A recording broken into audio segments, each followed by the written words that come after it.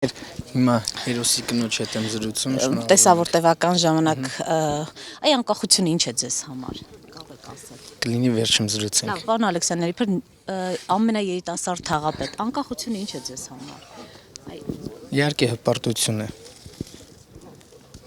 Անկախության օրվա արդիվ շնորհավորում եմ մեր հայ ազգին, մաղթում եմ խաղաղություն,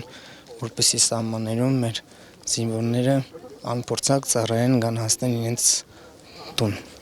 Պարոն Ալեքսանդր, այ կարծիք կա, որ մենք անկախությունը շփոթել ենք ամենաթողության հետ։ Դուք համամիտ եք այս կարծիքի հետ։ Իհարկե ոչ։ Մենք ձեռք ենք բերել անկախությունը մեր զինվորների, մեր զոհվածների արյան գնով եւ մենք պարտավոր ենք պահպանենք ու վստահ եմ պահպանելու ենք։ Անկախությունը նկատի ունեք։ Եվ հետաքրքիր է, այ վերջի շրջանում կառավարությունը փոփոխության ենթարկվեց, վարչապետը փոխվեց եւ նա արդեն խոսում է մենաշնորհների դեմ պայքարի։ Այ ինչ է կարծում, այս արդյունավետ կլինի կառավարության փոփոխությունը։ Դուք ինչ ակնկալիքներ ունեք այս փոփոխություններից։ Եկեք այսօր չխառնենք էլի ոչ մի բանի հետ, այսօր անկախության օր է, տոն է մեր համար,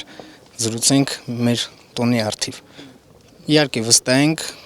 ինչ փոփոխություններ լինելու է մեր ազգի համար, մեր պետության համար։ Շատ լավ, այ դուք նշեցիք անկախության կարևոր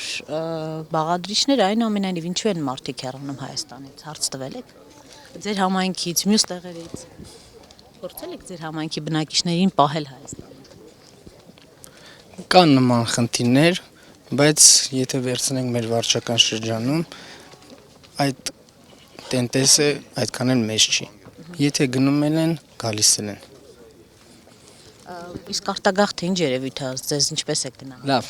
եկեք արդեն վերջացնենք, լավ, ես զրուցեմ մեր հերոսի կնոջ հետ, մնացած հարցերն էլ հետո։ Շնորհակալություն։